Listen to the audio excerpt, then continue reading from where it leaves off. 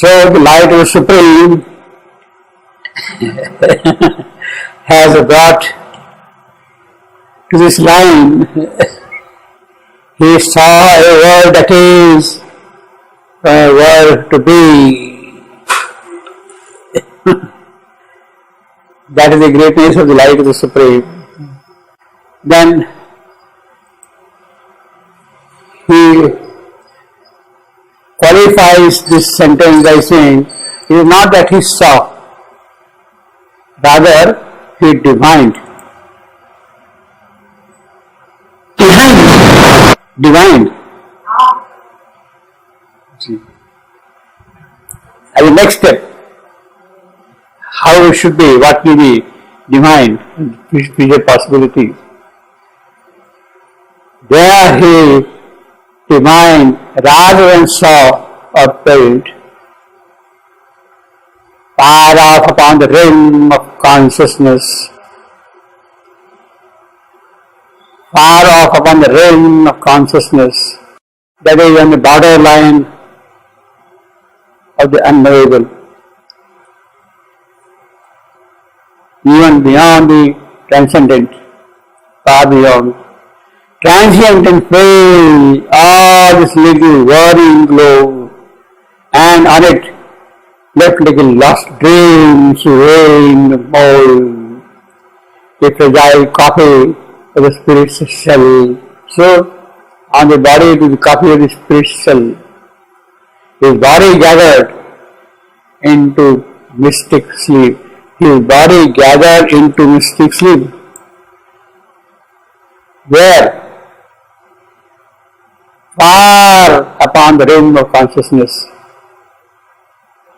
His body gathered into mystic sleep, rim of consciousness. No, divine means visualize, anticipate, probe, explore. He, Ashwapati. That is Ashwapati. He stands for Ashwapati. Yeah, but what he divined? He is asking, he divined what? He divined the world, new world. The new world. This is the context of new world. This is the context of new world. He divined the new world. He says divine. It's not that he saw, he felt, but he divined.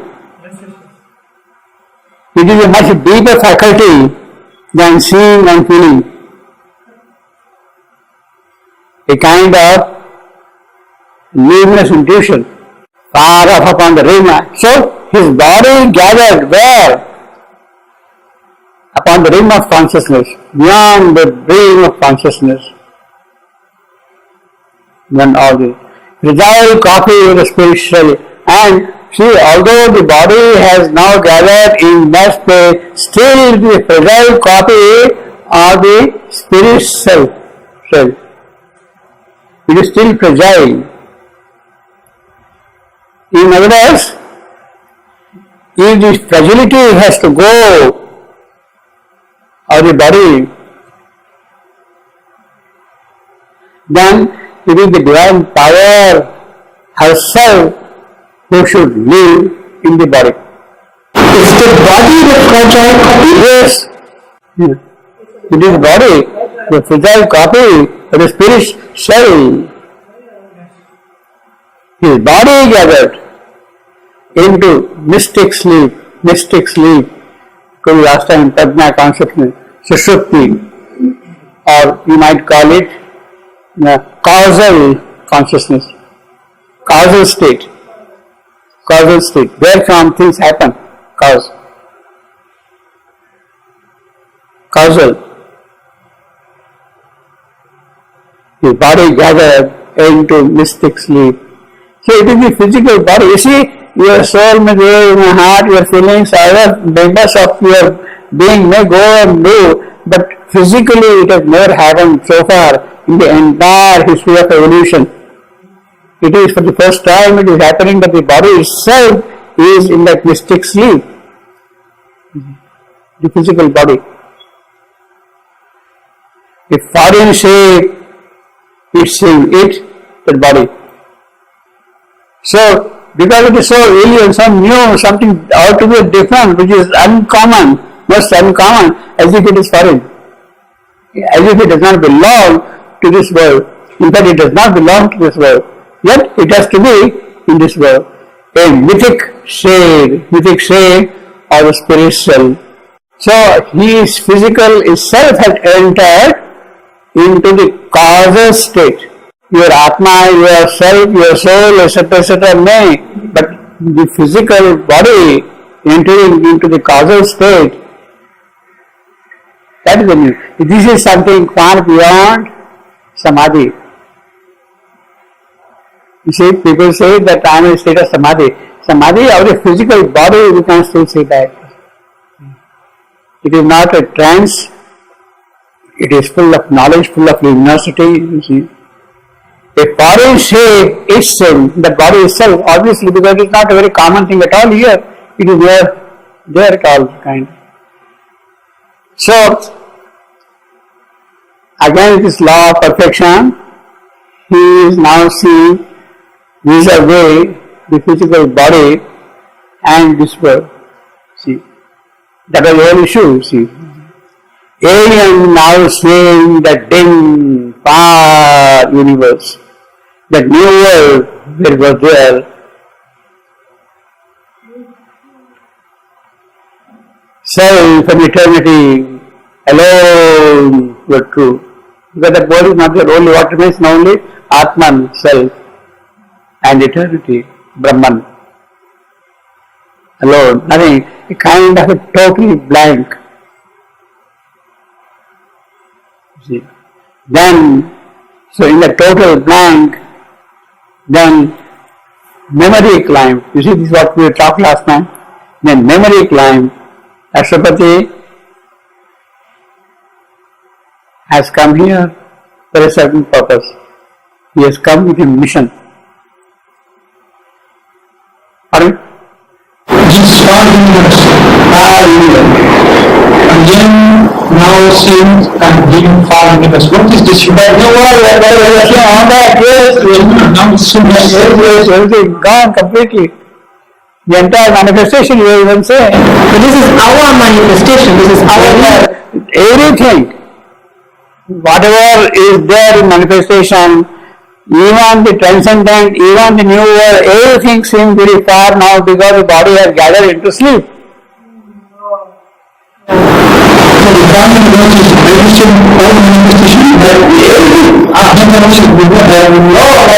That is why only self and eternity. So nothing manifested. You only see Atman, that's all, self alone and Brahman alone. No manifestation, no creation, no movement, nothing. Even the unmanifest actually. We can't say even that. We can't even say that. Because it looks like to me he is in the unmanifest. You just imagine that the entire creation is out totally and what remains is only the matrix of self. Dark then now, what kind of feeling does this? Well, I don't know. It is a kind of a blank, nothing is there. Nothing is there, no? But is there joy or anything? Only self and eternity.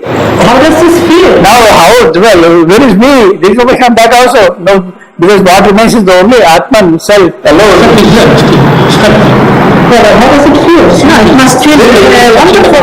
Wonderful. Of course, if he is his self. Atman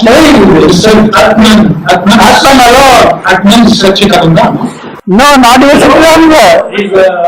Not even Satchitananda. Self alone, yeah. But self alone means Satchitananda is a manifestation. but he's in a kind of a bliss state, is it? Yes, it could be like, but we get to feel all that. Nothing is there. That's feel. Nothing. So it's a little bit like a nirvana, or is it a It is a kind of a blank featurelessness. Featurelessness.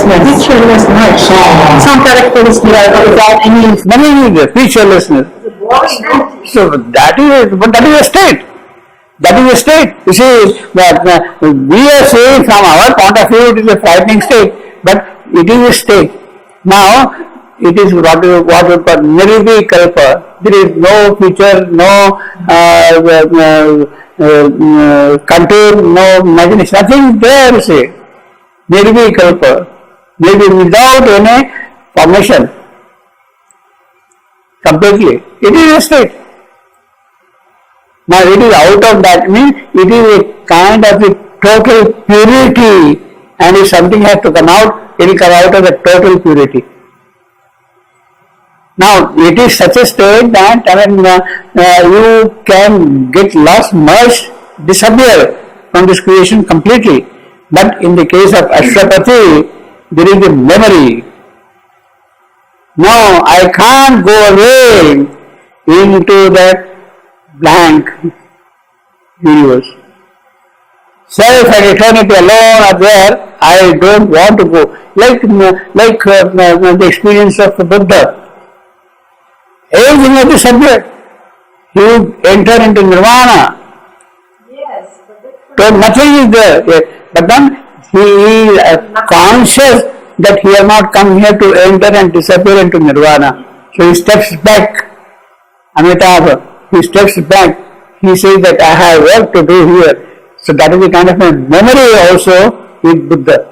Actually, he is one step away from dissolution, is it? It is personal. There into the one. Personal dissolution. Yes, exactly. But he is one step away to go out of the manifestation, unmanifest, and then he dissolves himself again into the manifest. Right. There must be an entire bliss. You are out of manifestation totally. Totally out of manifestation. Yes. Yeah. That is what happened. That would have happened in the case of Buddha. Had he stepped into nirvana, he would have gone out of manifestation. Last time I told you also, in the case of Savitri also same thing happened. Yeah, but she went there consciously. No, that was the experience. Consciously, alright, no. Annul yourself. Totally. Dissolve yourself totally into God. Totally dissolve into God. But then she says, no, I can't do that. There is a memory in her that he had taken this birth for a purpose. What has to disappear or what has to get dissolved is all the externalities. The central issue should not get lost. All the other externalities, they should disappear totally, you see. So that memory is important. It's a very crucial factor here, you see. Then memory climb from the striving plane that he had come up all the way from this struggling world, this plane. Striving planes on the cosmic scale, in the case of the individual, his body is there, his mind is there, his vital is there, all the other elements are there. They say, what are we for here? What are we here for? Why we have come here for? There is a kind of an insistence of these parts. We have come here, we are in existence here to serve a certain purpose. How can it disappear?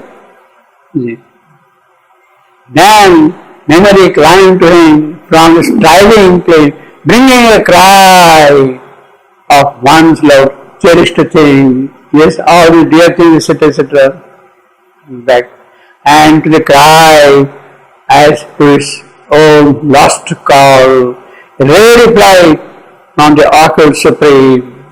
Because if they cry, there is a response. Though they cry, they occult, you want to merge. But when they cry, then there is a response also. Why? There is a response from the occult supreme to the cry. For a cry, there is a reply from the supreme. Why? Because even there, the boundless oneness dwells. This and that, but oneness is never lost. It is there always. That boundless oneness. So the whole key is in this oneness of the entire manifestation and non-manifestation also. For even there, the boundless oneness dwells to its own sight unrecognizable, to to its own sight, unrecognizable, its own is oneness.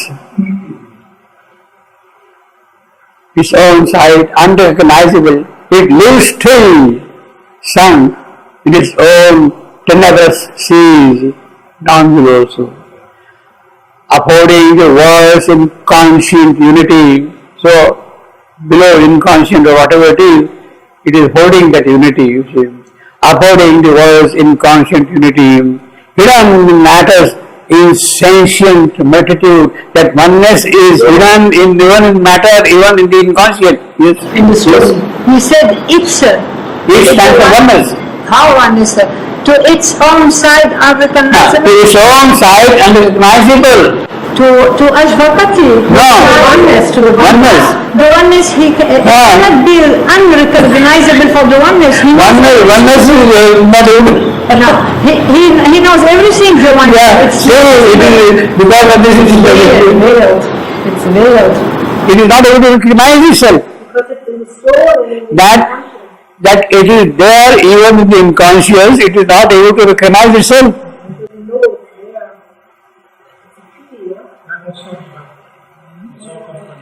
That's why we don't know. If it would be in the inconscious, we would know that. Okay, exactly. It's on site. If it would not be, but it's on site, I understood it's for No. It is oneness. See, but even there the boundless oneness dwells to its own sight, to the sight of oneness itself, it looks unrecognizable that it is present in the inconscience. In fact, that is what the even the divines, he's Yeah. everywhere, I accept. But he doesn't no, recognize because he has become inconscient. No, he don't Because he has become inconscient. Yes, that is inconscient. He has forgotten himself. The divine, even when he manifests himself in the matter, in the inconscient, Yes. he's still the whole Brahman. It's projected himself. It's in the manifest, but he cannot be himself Yes. inconscient. He's still whole. You see, the very meaning of the word, inconscious is he has lost himself totally from himself. He has forgotten himself totally. So when you live in the inconscient, you do not recognize that you are one. Me. Huh? But the oneness, when we speak about the oneness, If you see from above, what this is true. But when you are living, that oneness is living in inconscience.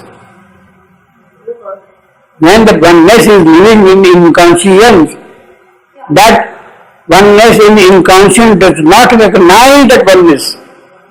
we have to discover that again. Yeah, again. Yoga. Yeah. That's the yoga. Yeah. I understood that he's referring to Ashvapati. It's Ashvapati is now at that level because he went in sleep and he started to remember. Okay, and to the oneness dwells, Yes. but he is not recognizable to Ashvapati. H stands for oneness, not for absolute. Okay, now but H stands for absolute cannot be H, it can be he. yeah, his Ashvapati would be his. Yes, it's right. But how does it translate H? To the English. He wants to know the French.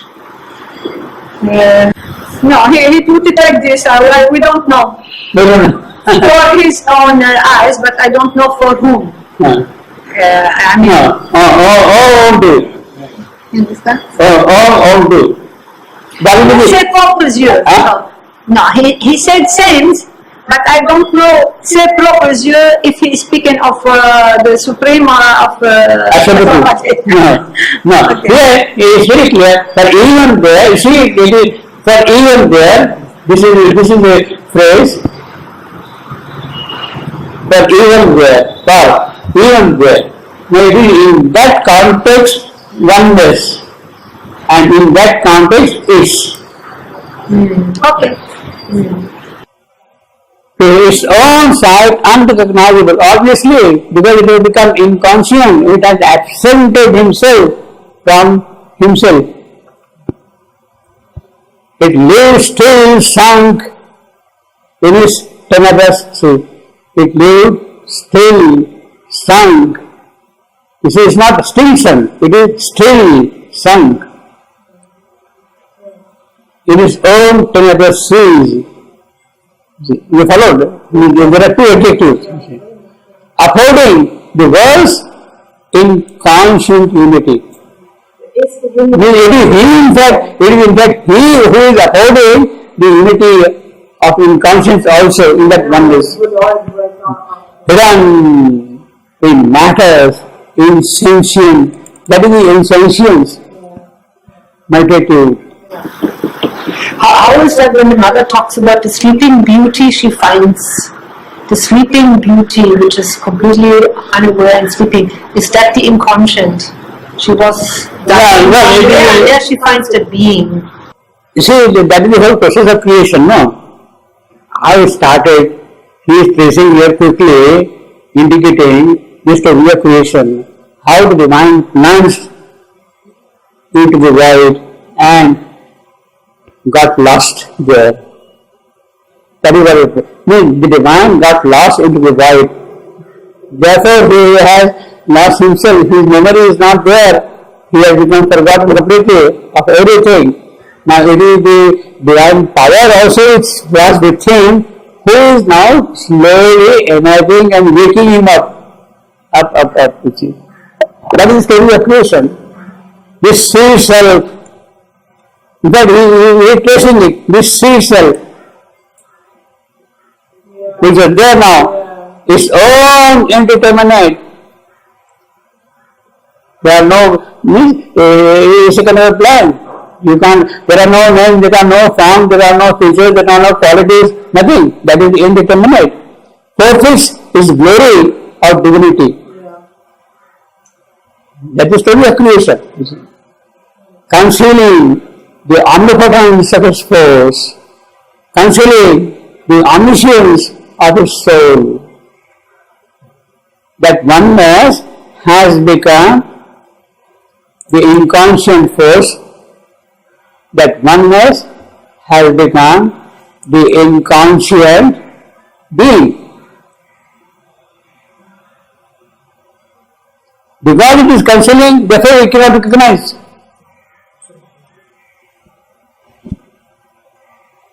An agent of his own transcendent will. So what is there now, he is the agent of his own. It is because of his transcendent will, he has become this.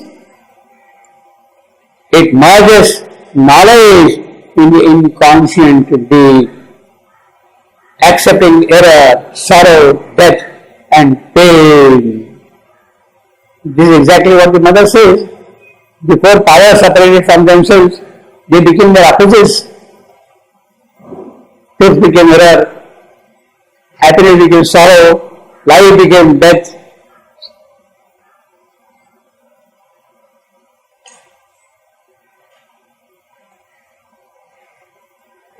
Accepting error. So he is accepting, he is purposefully accepted that. For what? It paid to pay the ransom of the ignorant night. You have to pay the price, mind of night, pay the night. Yeah. Redeeming by its substance nature's fall. Nature's fall, that is the holocaust of nature, of the divine power, the holocaust of the divine power. Getting lost totally in the inconscience. In fact, this whole sentence is the story of creation. How the opposites came. Mother's story of creation. How the opposites came. Because they are there in that condition, you don't recognize that you are one. It is out of your sight.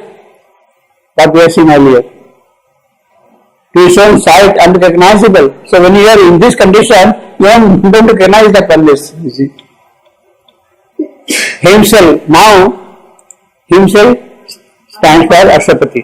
He is coming back to Ashwapati. Himself he knew, and why his soul had gone into earth's passionate obscurity. Himself he knew. He is now tracing. See, memory climbed from where? From all that you see. Himself he knew, and why his soul had gone into earth's passionate obscurity to share the labor of an errant power, which by division hopes to find the one.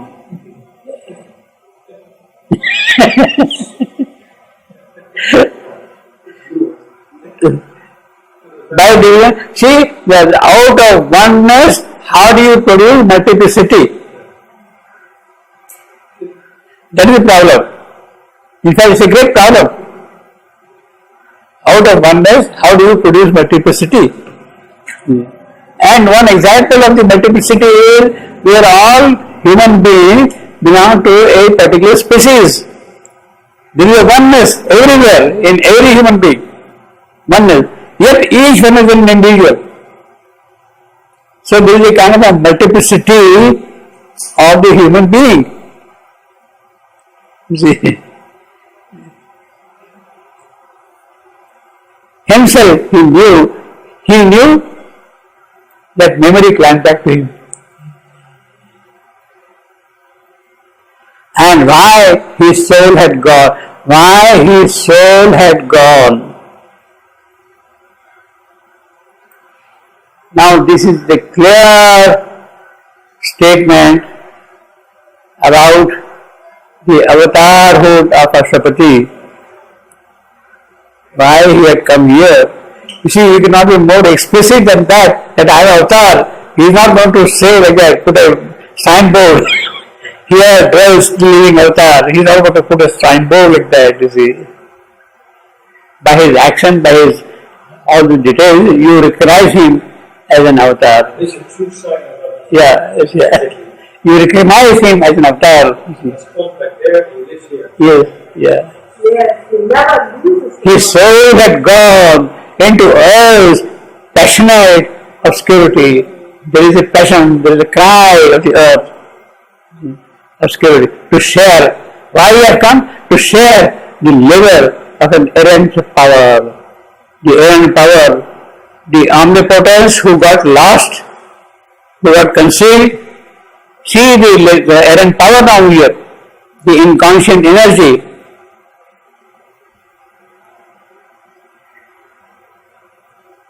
To share the labor of an errant power. So she is stumbling, she is trying, she is experimenting, she is manipulating all kind of things. So there are all kinds of difficulties and obstacles and all that thing. So he is sharing her labor.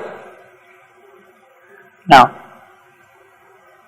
and it's a real remarkable thing that in spite of this total inconscience, she has brought out matter, she has brought out life, she has brought out mind out of total inconscience. That is the power. By error and trial, she has really brought the man down in the picture, you see, human being, to the evolution. Even the very first step of the appearance of matter is itself a very, very big jump out of total nothing to bring out matter. Then in matter, life. Then life in matter, mind. But that is not going to stop. So there should be her work taking her forward. Now it is that work which he is sharing, Ashwapati. To share the labor of an errant power, which by division hopes to find the one. See, we don't recognize our identity. All we are human beings, that we are human, that oneness we don't recognize at all.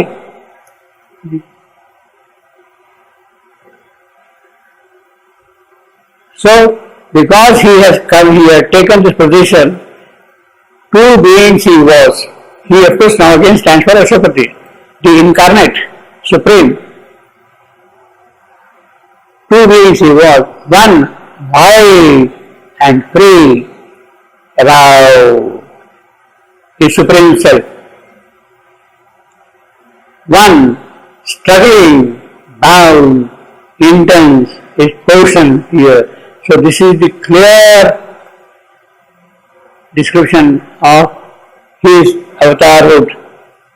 He is the divine, but he has purposefully taken the load of the struggling world. One struggling, bound, intense. Unless he takes this load,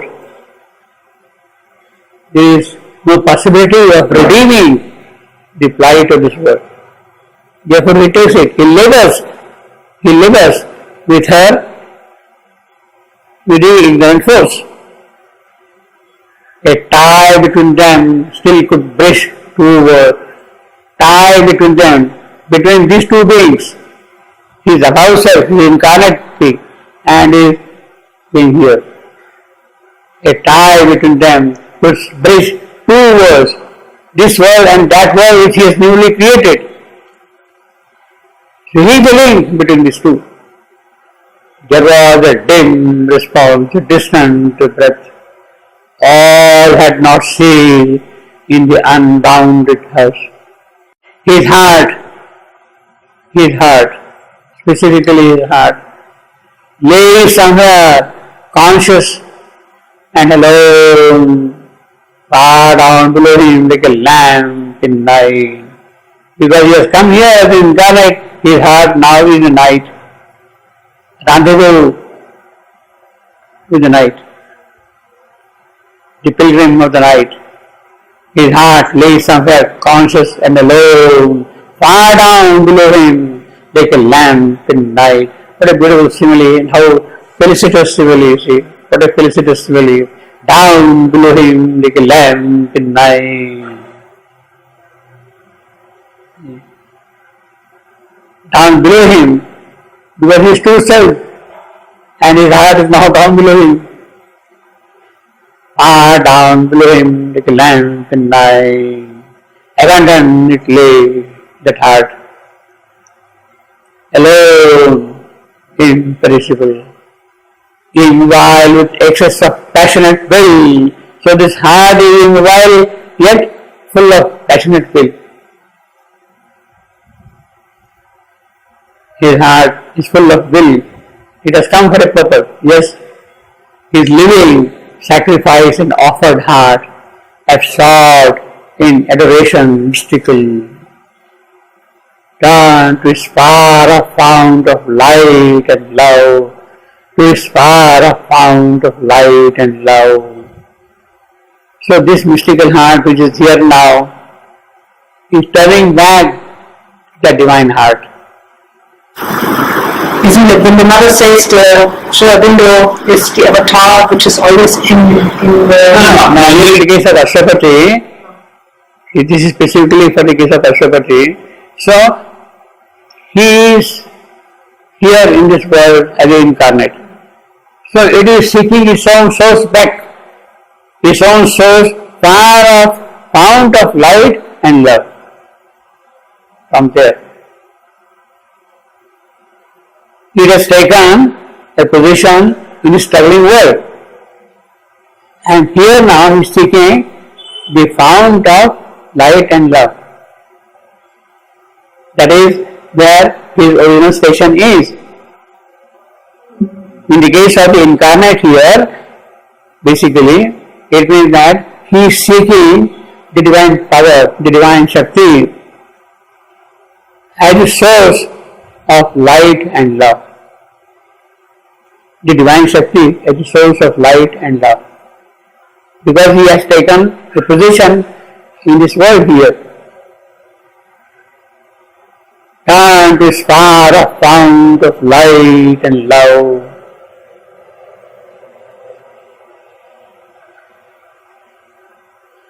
To the luminous stillness of his mute appeal, to the luminous stillness of its his heart.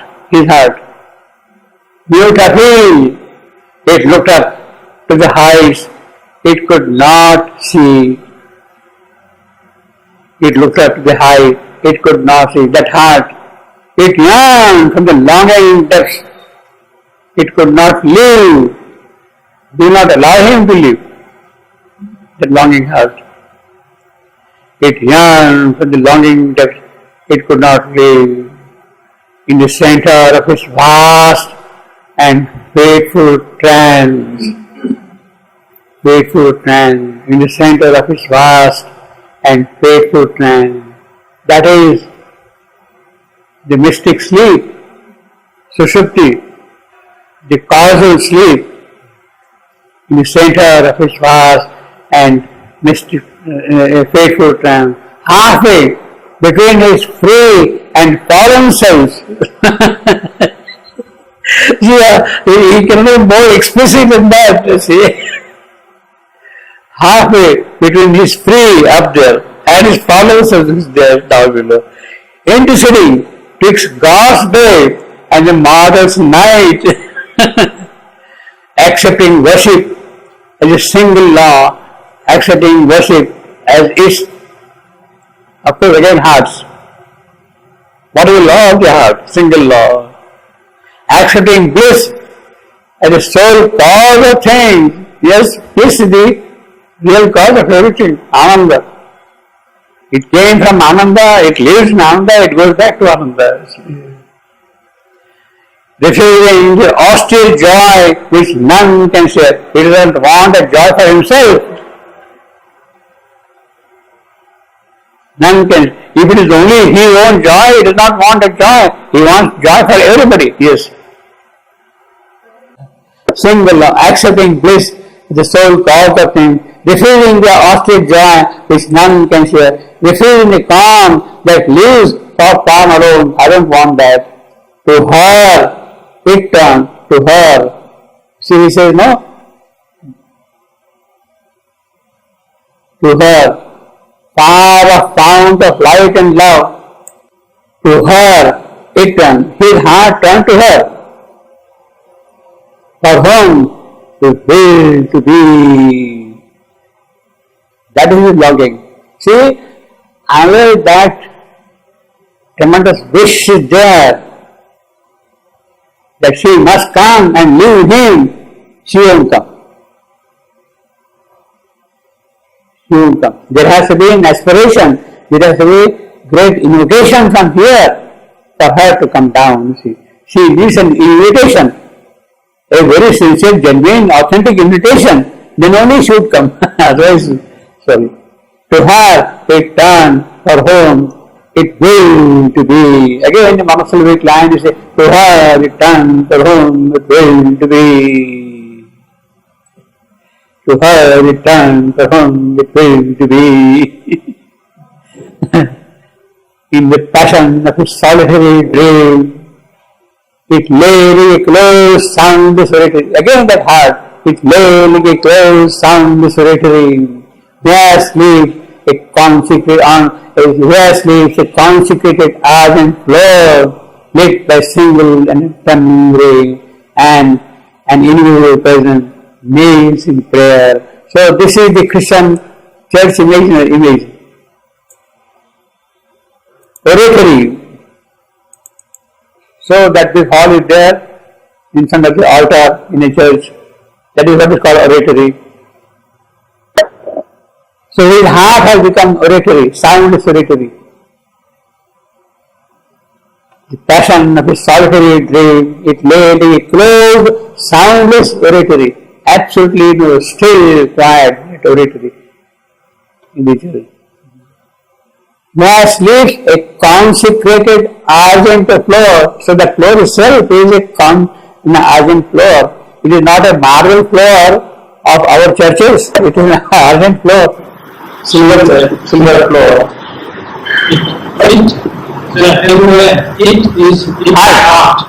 His heart. His heart has become the floor for her to come and walk on. His passion, in the passion of his orational solitary dream, It lay like a closed sound repository.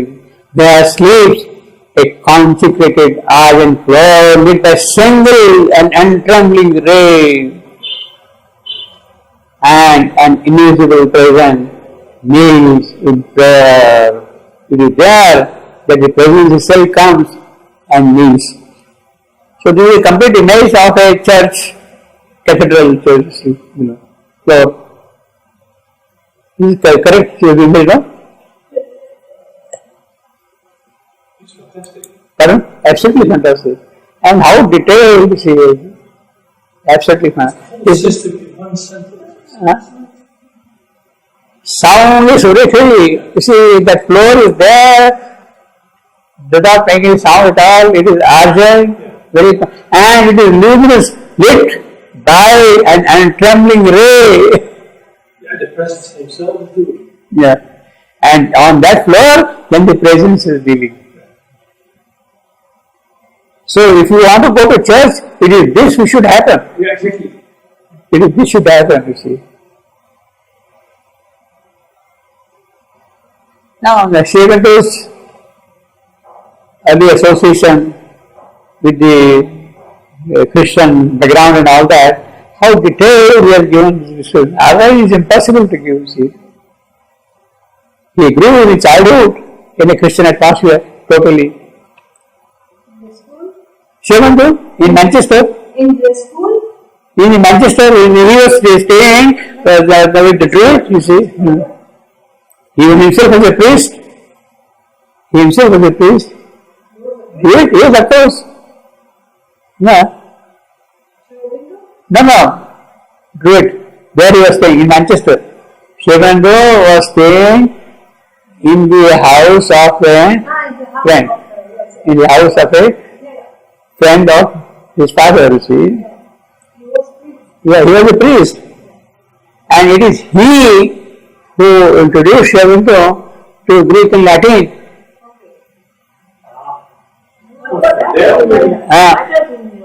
Greek and Latin. So that whole atmosphere is there completely. See. So he grew up in a totally Christian atmosphere without becoming a Christian. A formal Christian, so to say. What is in the Indian at that time? No Greek and Latin. It has no relation with the Indian history. There was no mythology. I mean, in the West, there was a high caste sort of language, but in the But I think there is something really remarkable. There is something really remarkable about his father. You see, whatever be, his father wanted a certain kind of a thing. So, the soul had chosen proper parents. It was necessary for him to get the complete Western background for his work, you see. And totally Westernized, you see. On some deep breast of liberating peace, always was satisfied with quietude. This only knew there was a truth beyond all this. But what that truth, nobody knows.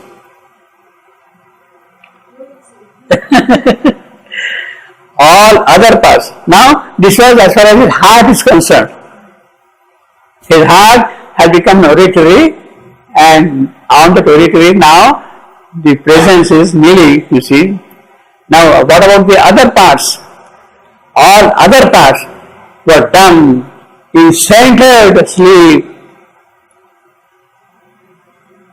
They were also in the causal state, centered sleep, that mystic sleep. All the other parts of his being, they were also in that causal state, physical parts, consenting to the slow, deliberate power which tolerates the worst error and its grief, which tolerates the worst error and its grief. It stands for word here. Consenting to the cosmic non-delay. Who is consenting? the deliberate power. Timelessly waiting to the patient ear. Again, timelessly waiting to the patient ears. Timelessly waiting to the patient ears. Timelessly waiting to the patient ears. Are coming, they and are coming, that power. Are coming, these other parts. They and are for earth and men. Not for themselves, but for earth and men. This was a fiery point that called her now. So unless that tremendous invocation is there, she won't come. Everything that's gathered into that Pratnya consciousness in the causal state. When the causal state is ready, she finds that everything is alright, then she might oblige to come. Causal, in the same state, everything has to happen there. This was the fiery point that called her here. Centered consciousness? Centered sleep. Oh, centered sleep, say what we saw earlier, the mystic sleep. The causal sleep. Causal sleep. Then, see, his heart is open, his memory is there, but all the other parts are dumb. The rest, yes. They are dumb. But mystic sleep is prajna? Sleep itself is pratnya in the technical term. Yeah. Mystic he has qualified from other kind of sleeps in English. Mystic sleep is pratnya, sushupti or causal state. Causal state. But is it like trance? You said trance. No, that is not as far as the heart is concerned. Now what about the other members? It's not the same. No. Okay. Other members should also be ready, not only this alone. The call has to be a kind of an integral call.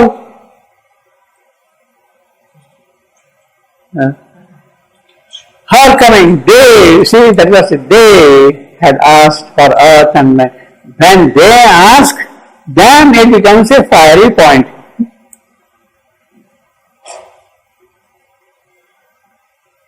Then it becomes a kind of a compulsion for her to oblige and respond. She must come and respond at that point. This was the fiery point. They call her now. Yes. Yes. That was already defined. The source of love and life. They had asked. They had the other parts. Yeah, they stand for other parts. The heart and the So that's the reason she has to come. not the heart. The other. The heart is already there. How can it be? He has given the description of the heart. It has become a silent oratory, open, lit by an untrembling ray. Now other parts, they have gathered now into mystic sleep. And they are also invoking, yes, come, love and light, the source of love and light. That her stands for that source of love and light. Her, call her source of love and light.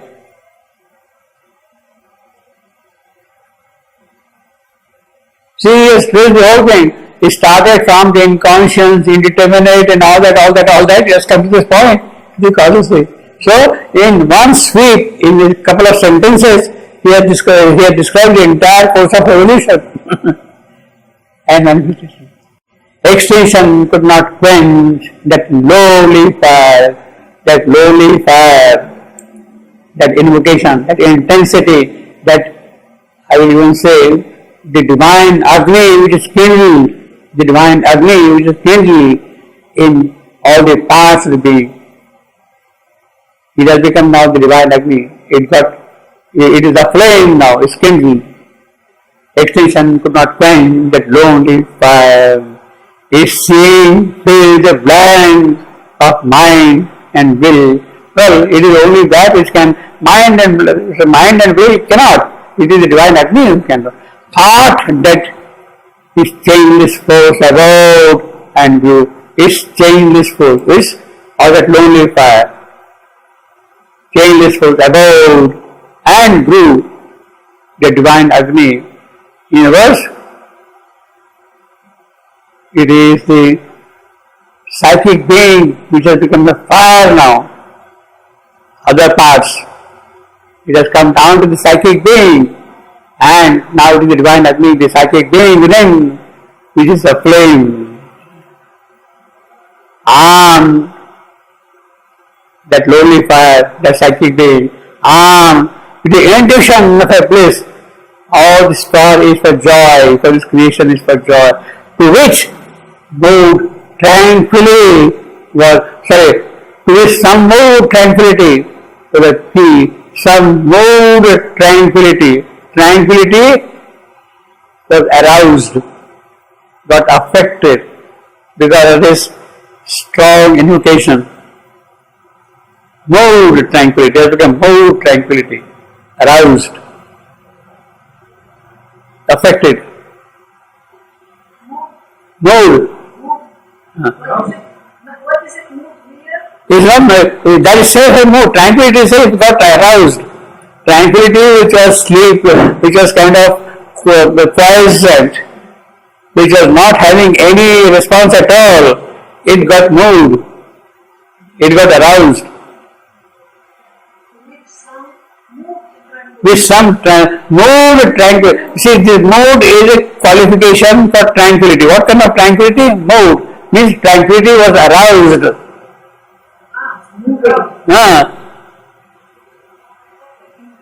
By the fiery point, the tranquility itself becomes luminous and suddenly, yes, something should happen. How do they translate that? Because I didn't understand here, it's not the same. I also don't understand. He put moved as coming from emotional. No, it's a tranquility which is aroused. That's why I asked you. It is tranquility itself which is moved, which is aroused, which is stirred up. So it's a contrast between tranquility, move. Yeah. Okay. It was quiescent. It was not, nothing was happening. Was the key. So that was the key. That was the key. Yeah. It preserved to life's huge emptiness amid the blank denials of the world. It preserved intuition of bliss. Intuition of bliss. It stands for the intuition of bliss. And to the intuition of bliss, it persevered to life's huge emptiness amid the blank denials of the world. Because the key is found, the tranquility is moved. It sent. It persevered. And to the intuition of abyss, to which some more tranquility was the key, it persevered to life. I'm sorry, this A stands for fiery. Fire. It stands for fire. That fiery point, the divine Agni, it persevered to life's huge emptiness amid the blank denials of the world. So it doesn't care about the denial of the world. It sends his voiceless prayer. See, voiceless prayer on the argent floor. It is lying silent, you see. The oratory to the unknown. It listened for the footsteps of his, and it listened. That again, that fiery will. It listened for the footsteps of its hopes of her coming, returning to the void immensities. It waited the fiat of the world. So that fiery state, that Agni is waiting for the divine word, mantra. Word, mantra. When it is spoken, it will be. Agni waits for the divine. Waiting for the fiat of the word that comes to the still self from the Supreme. So this word is coming from the still Supreme.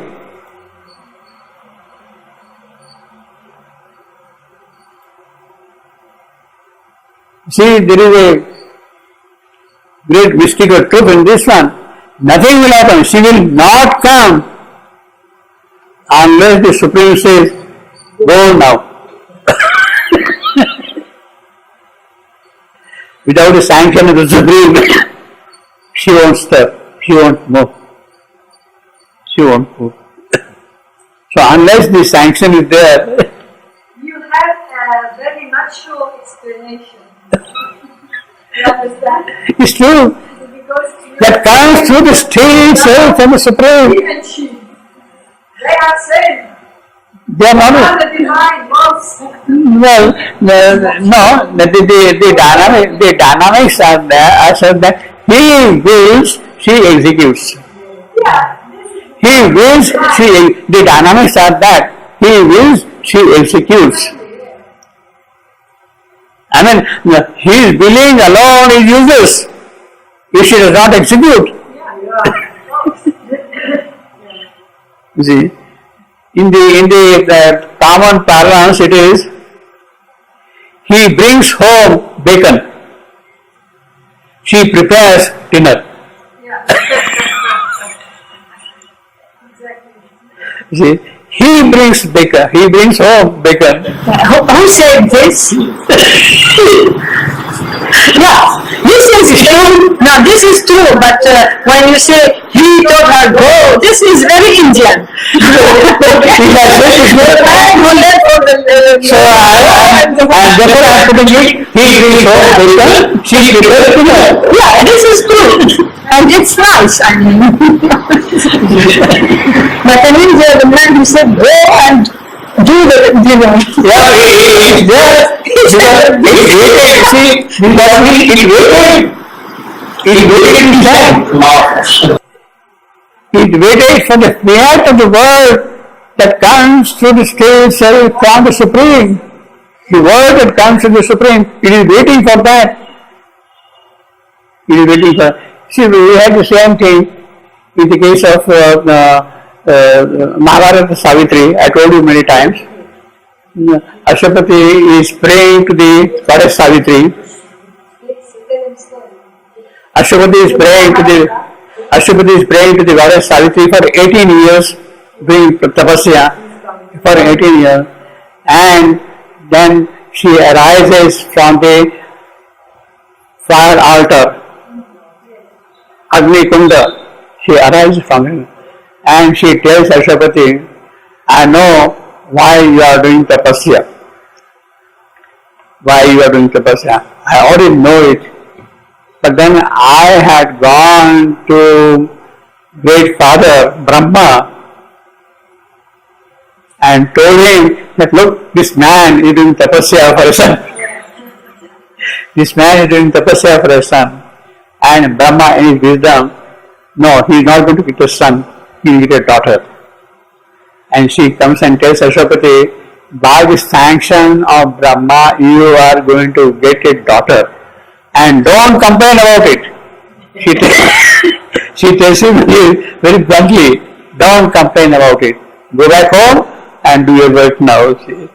Then she comes to Savitri, etc., etc. So, even she, although she is coming, she gives the word from the Supreme, then only it becomes effective. Same thing. It waited for the fiat of the word that comes to the still self from the Supreme. In other words,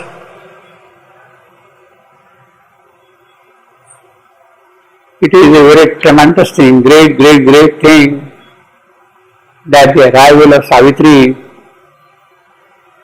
is through the word of the Supreme. It is not from any ordinary person. It is not from this God or that God. It is straight from the highest power, Supreme Himself. There cannot be any greater gift, present, boon than that. That it is coming from the Supreme. Ashwapati is going straight to the Supreme and asking Him. Well, Ashwapati is not going directly, he is going through her. He is going to her, you see. And she in turn goes to the Lord and tells the Lord, this man is praying, etc., etc., all that. So, this fiery point, the divine Agni which is kindled now, it is in response to that, the Supreme has to give His word. So, this is the preparation for the next canto, you see, already. The vision and the bull. Yeah. Question. So I will speak louder. Yeah. We know that Savitri of the Mahabharata, it's a legend. And Sri Aurobindo, even when he did his Savitri, he called it legend and symbol. But he put all his knowledge and his experiment on this legend. Yeah. But I am wondering, is it possible that this Mahabharata story was only legend? Yes, it was some simple. What he has said. Because it's too much concordance with. You put it here?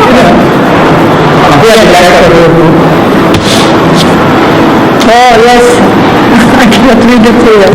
But so it has meaning also in the from the Vedanta, no? Yes. Even in the Mahabharata does not tell you in that manner, but it is recognized. Actually, Sri Aurobindo says that the story of Savitri belongs to the Vedic period.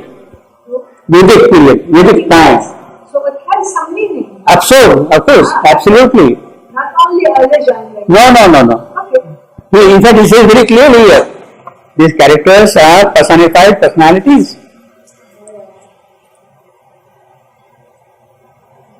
This is not a mere allegory. Savitri story is not a mere allegory. The characters are not personified qualities. Characters means Ashwapati, Satyavan, Savitri, Savitri's father, Satyavan's father, they are not personified qualities, but incarnations or emanations of living conscious forces. Yes, I read this, but I saw these With whom we can enter into concrete touch, and they take human bodies in order to help man and show him the way from his mortal state to a divine consciousness and immortal life. It's real. Yeah. This is about Sri Aurobindo Savitri. This is about Sri Aurobindo Savitri, no? that is the significance of the human story narrative. Okay. I thought it's Sri Aurobindo. This is the significance of the human story. It is not a mere story or a tale. These are personified qualities. So in other words, the Vedic rishis who had this vision, they saw the whole thing in the dynamics. Now, where exactly how the Vedic rishis has that, those details nobody asked Sri Aurobindo, and therefore we don't know where from he is given that. But it is very obvious, very clear that it belongs to the Vedic period. See the story of creation, and the Vedic rishis were concerned about this mortality, the problem of mortality. They also knew that the problem of mortality is tied with death. So unless death is conquered, things cannot move forward. The divine creation cannot appear here. So it is in that context they have narrated the story. In fact, it must have been a kind of an oral tradition that the story went from generation to generation down to Vyasa's time, Mahabharata time. And it is Vyasa Mahabharata who wrote it in the form of a poem. 300 shlokas, about 600 lines. Vyasa wrote the whole thing in 600 lines, the whole story like that thing. And Shivananda says that Vyasa wrote a story in the morning of his youth. In the morning of his youth. Means he had not grown fully a mature poet.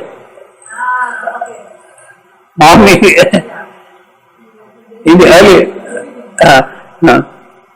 the full maturity which is there to narrate the story, it is not there because this is one of his earliest creations as a poetic creation, Vyasa's. So the kind of a power, strength, details which are required, they are not there. Yet the story is a spiritual story. It is a story narrated by a rishi. So he has got a complete vision, and every description in the story of Vyasa has a pertinence in terms of the spiritual details.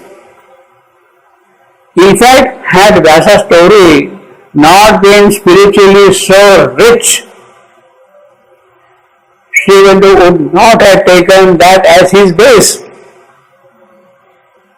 Because the original story has all the contents in it, he could take the thing as a foundation for writing down his narrative.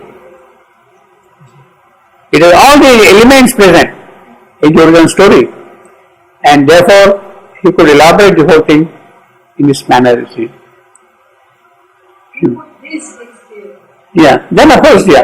Well, see, for instance, now in the original story of Mahabharata, Ashwapati doing tapasya for 18 years in the traditional Vedic manner. He doing the tapasya for 18 years in the traditional Vedic manner. Now, what exactly happened, through what kind of spiritual experiences he went, etc., etc., they are not described in the story. Because the concern of the poet at that time was to narrate as a story. Shivananda has described those 18 years in the form of his spiritual yogic realizations. His individual sadhana, his collective sadhana, his transcendental sadhana, coming all the way up to the book of the Divine Mother. So the 18 years are now part 1 of Savitri, you see. And the other parts also in the same manner. In the case of Vyasa Savitri, Yoga Savitri, there is no book of yoga at all. But the few phrases which he has used, Vyasa has used, they definitely indicate that Savitri cannot speak that way unless she has done yoga. Unless she is Jnana Yoga Parayana. She is an adept in the yoga of meditation. That is only one phrase Vyasa is using. In the adept in the yoga of meditation, Jnana Yoga Parayana, Parayana adept. She is an adept. Now that one single phrase, it means that she has done yoga. Otherwise, how can she do all that thing? Shivananda has used that phrase to describe the 7 cantos of the Yoga of Savitri here in book 7. So the elements, basic elements are present in the original story. In that sense, the original story is really extremely rich, very powerful. Unless it was so, Shivananda would not have used the story at all for his epic. He would have perhaps invented some other kind of a narrative, which is already present there. So, although people quite often accuse that by linking Shivananda to Savitri with the traditional story of Savitri, we are bringing down Shivananda to Savitri. It is not so. It is not so. Because the spiritual contents are already present in the original story. See, this is a very beautiful phrase, very, very powerful phrase also in Vyasa Savitri. Savitri has got back the Sura Satyavan. They are in the forest. In the forest, the death had occurred at midday. Savitri, etc., all that. And in the evening, she gets back the Sura Satyavan. Now, they had to go back to the hermitage because they had gone for that. They had got to back. Now, at that time, it had already become pretty dark in the evening. And Savitri says that, should we stay here overnight because it has become dark? We might get lost in the forest. We might not be able to reach home safely because wild animals are there, everything is there. We will not be able to. Now at that time, Satyavan becomes very bold and says, what ridiculous thing you are talking. What ridiculous thing you are talking. Don't be afraid of anything. You see, she is part of the Yama, but now he comes and tells her, no, I know the path very well. How to go home, I know the path very well. By simply going at the stars, I can tell you how to go. So please let us proceed and go home straight away. People will be waiting very eagerly for us. Yeah. See, he is very powerful. Already, the future, new age, whatever you want to call it, is already contained in a single phrase. And then he says, you follow this path, you will reach a group of Palasha trees. At the Palasha tree, the road bifurcates. Take the one which goes to the north and will go home safe. This is how he is narrating to Savitri. Go home like this, we will come to a group of Palasha trees. At that time, you take the road which goes to the north. Now, again, the details are so powerful in that Palasha tree, the flame of the forest, that is a common name. The flame of the forest. The mother calls it the flame of the forest. Palasha means flame of the forest. And the mother gives the significance of this flower, the flame of the forest. The beginning of the supramental realization. The beginning of supramental realization. So he has already put, go to Palasha tree and take the road which goes to the north. North, Uttara, upward, higher, noble, grand. So every phrase is charged with spiritual content. See, although it looks like a narrative, huh? How do you know all this? All this is there. How do you know this? The book is there, Vyasa Savitri. You don't read it. You don't read it. We translate the certificate from the But you had done that play there in our village 2 years ago. Yeah. Anyway, so what I'm saying is every phrase there is always charged with the spiritual contents and the visionary aspect of the whole thing, you see.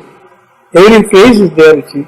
That's why I am asking you, because I said there is too much concordance Yeah. between the meaning of the story and what Sri Aurobindo meanings put in here. Yeah. That's why I was wondering if it's just by chance Yeah. So all this, he sees all these things there in the story.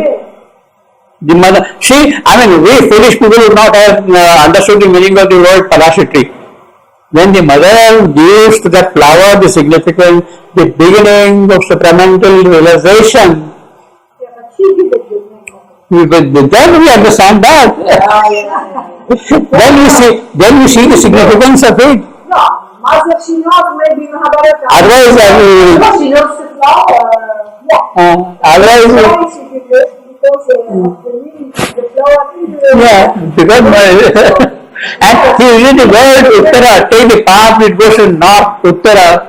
Uttara in the Sanskrit word means noble, higher, going forward spiritually, you see. Each word is charged that way.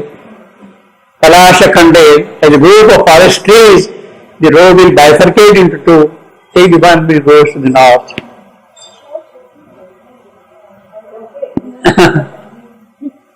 So the story is fully charged that way, you see.